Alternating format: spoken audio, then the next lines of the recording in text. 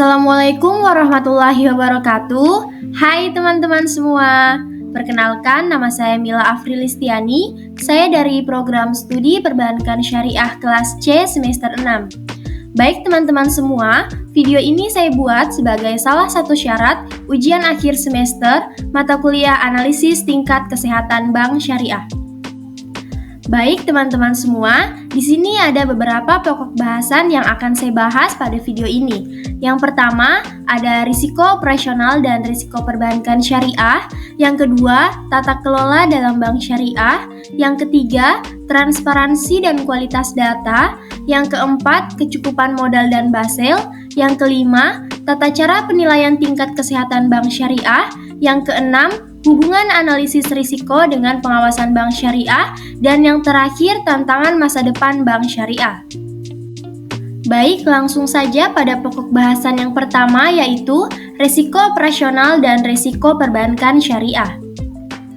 Di mana risiko operasional merupakan risiko yang umumnya bersumber dari masalah internal perusahaan, di mana risiko tersebut terjadi disebabkan oleh lamanya sistem kontrol manajemen. Kategori risiko operasional yaitu ada internal fraud dan external fraud. Risiko perbankan syariah merupakan risiko ditimbulkan kepada suatu bank dari pengambilan sebuah keputusan berkaitan dengan operasional bank syariah. Adapun risiko yaitu kemungkinan penyimpangan dari hasil yang diharapkan. Proses manajemen risiko yaitu yang pertama ada identifikasi risiko, yang kedua pengukuran risiko, dan yang ketiga pemantau risiko. Selanjutnya, pokok bahasan yang kedua yaitu tata kelola dalam bank syariah. Tata kelola dalam bank syariah adalah kerangka kerja yang mengatur dan mengawasi proses pengambilan keputusan, tindakan, dan praktik perbankan syariah. Tata kelola dalam bank syariah juga dapat merujuk pada prinsip-prinsip, kebijakan, dan praktik yang mengatur operasional dan manajemen bank tersebut sesuai dengan prinsip-prinsip syariah. Berikut adalah beberapa langkah yang biasanya diambil dalam implementasi tata kelola dalam bank syariah. Yang pertama ada penetapan kebijakan dan pedoman, yang kedua struktur organisasi yang tepat, yang ketiga Dewan Pengawas Syariah atau DPS, yang keempat transparansi dan akuntabilitas, yang kelima pengelolaan risiko, yang keenam kepatuhan syariah, dan yang ketujuh pendidikan dan pelatihan. Selanjutnya, pokok bahasan yang ketiga ada transparansi dan kualitas data. Transparansi adalah keterbukaan organisasi dalam memberikan informasi yang terkait dengan aktivitas pengelolaan sumber daya publik kepada pihak-pihak yang menjadi pemangku kepentingan. Transparansi merupakan pelaksanaan tugas dan kegiatan yang bersifat terbuka bagi masyarakat, mulai dari proses kebijakan, perencanaan, pelaksanaan, pengawasan, dan pengendalian yang mudah diakses oleh semua pihak yang membutuhkan informasi tersebut.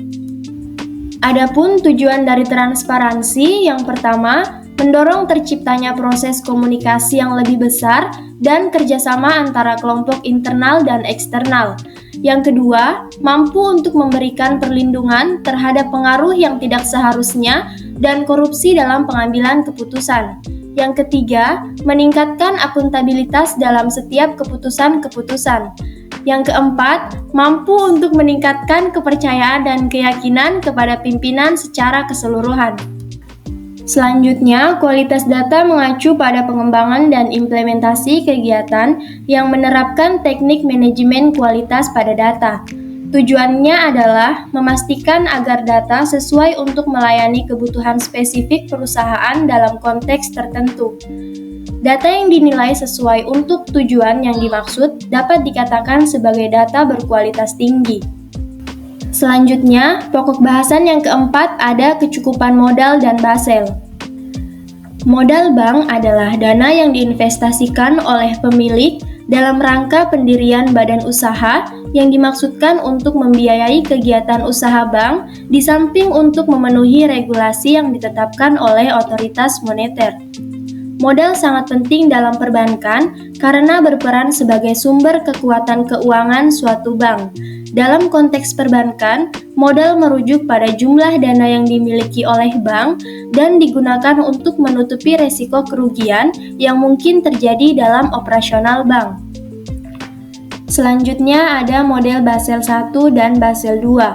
Basel adalah sebuah nama kota di Swiss yang merupakan tempat berkumpulnya para gubernur bank sentral dari The Group of Ten pada tahun 1974 yang kemudian mencetuskan pembentukan sebuah komite yang mempunyai fokus permasalahan pada regulasi dan pengawasan perbankan dan dinamakan The Basel Committee on Banking Supervision. Pada bulan Juli 1988, komite ini mengeluarkan Basel I.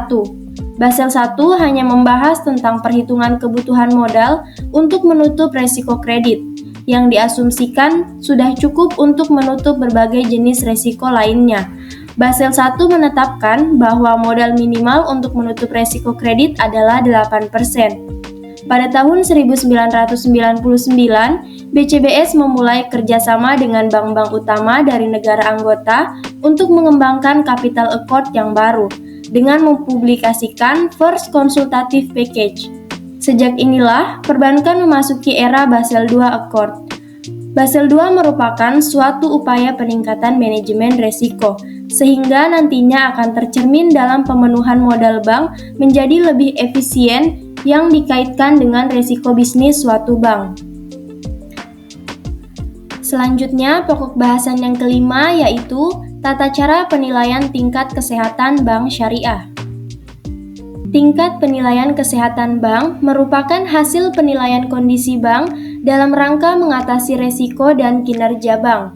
Dapat juga dikatakan penilaian kesehatan bank merupakan cerminan dari kinerja fungsi bank. Bank yang sehat adalah bank yang dapat menjaga dan memelihara kepercayaan masyarakat, dapat berperan sebagai intermediasi, dapat membantu kelancaran arus pembayaran, dan dapat digunakan oleh pemerintah untuk melaksanakan berbagai kebijakan, khususnya kebijakan moneter. Tata cara penilaian tingkat kesehatan bank umum syariah dan unit usaha syariah secara individual.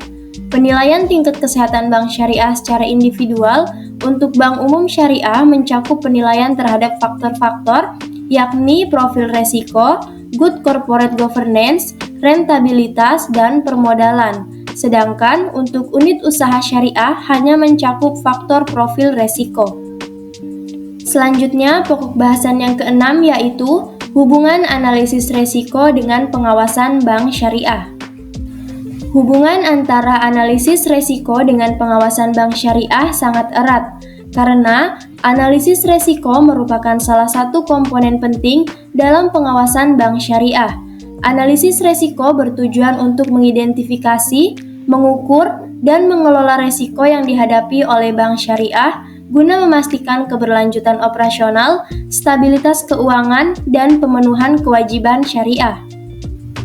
Berikut merupakan hubungan antara analisis resiko dengan pengawasan bank syariah.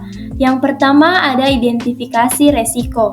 Analisis resiko membantu dalam mengidentifikasi berbagai resiko yang mungkin dihadapi oleh bank syariah, termasuk resiko kredit, resiko likuiditas, resiko pasar, resiko operasional, dan resiko kepatuhan syariah. Pengawas bank syariah menggunakan analisis resiko ini sebagai dasar untuk menilai profil resiko bank dan memahami potensi kerugian yang mungkin timbul. Yang kedua ada pengukuran resiko.